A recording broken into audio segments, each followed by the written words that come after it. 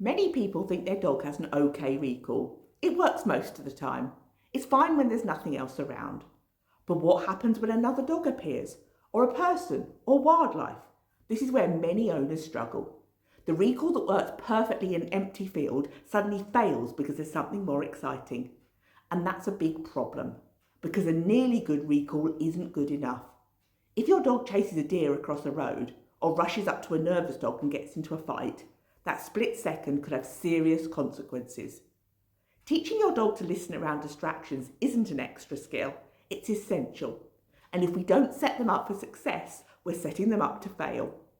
Not all distractions are equal. Calling your dog away from a calm dog walking on a lead is much easier than calling them away from a dog running after a ball. The more exciting the distraction, the harder it is to get your dog's focus back onto you. If they're already in a highly aroused state, the chance of them making a good decision drops dramatically. And here's something else to consider. What is a distraction for one dog might not be a distraction for another.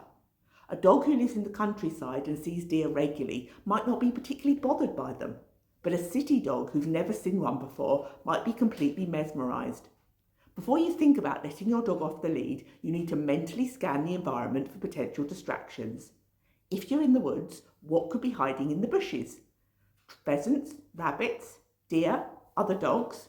In a busy park, you might have children playing with footballs, families with picnics, other dogs running loose, birds flocking for scraps of food. If you know your dog struggles with distractions, and those distractions are present, then it simply isn't safe to let them off. This is where a long line comes in. A long line gives your dog freedom while keeping you in control. It allows you to practice focus and engagement without the risk of them running off. And the best part? You don't have to hold it all the time. You can let it trail on the ground as a safety net. If you notice a distraction in the distance, someone walking towards you, a jogger, a dog playing, you can pick up the line and use it to prevent them from making the wrong choice. The key with distractions is not to give your dog the opportunity to fail. If in doubt, get the long line out.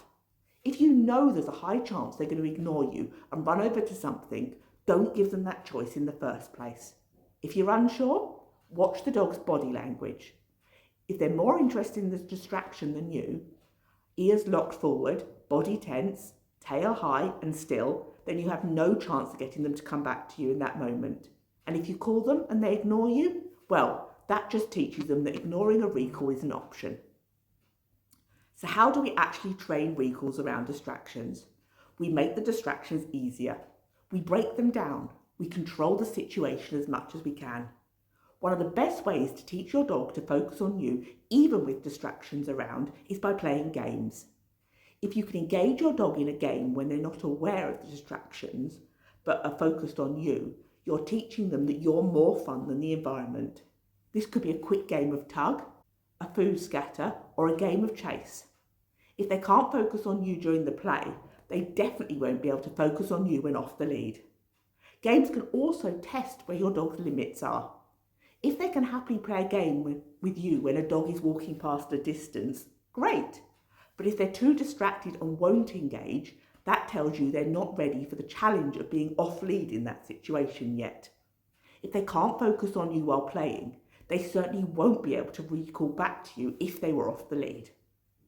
Instead of trying to call your dog away from a rabbit running in front of them, start by working in an area where rabbits have been, somewhere they can smell them, but not actually see them.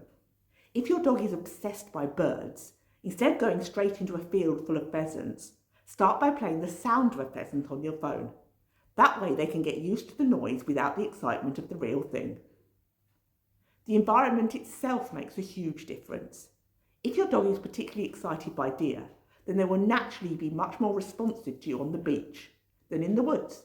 That is because the woods mean deer to them. They've learned that's where the deer live. They can smell them, even if they're not there at that moment. The anticipation alone can be enough to make them ignore you. But take them somewhere that doesn't hold all that association, and suddenly their recall improves. Dogs don't just react to the thing itself. They react to everything that surrounds it. The smell, the sound, the place. The more senses you remove, the easier the distraction becomes to train around. This is why recall training isn't something you teach once and expect to work everywhere. It's something you build up gradually in different environments with different distractions at different levels. And here's the truth. If you know your dog is likely to fail, don't test them. If you know they're going to run after another dog or chase wildlife or race towards people, don't wait for them to do it and then try and fix it. Manage the situation. Work them on a long line, keep practicing. And always remember, no recall is better than a bad recall. Because every time your dog ignores you, they're learning that they can.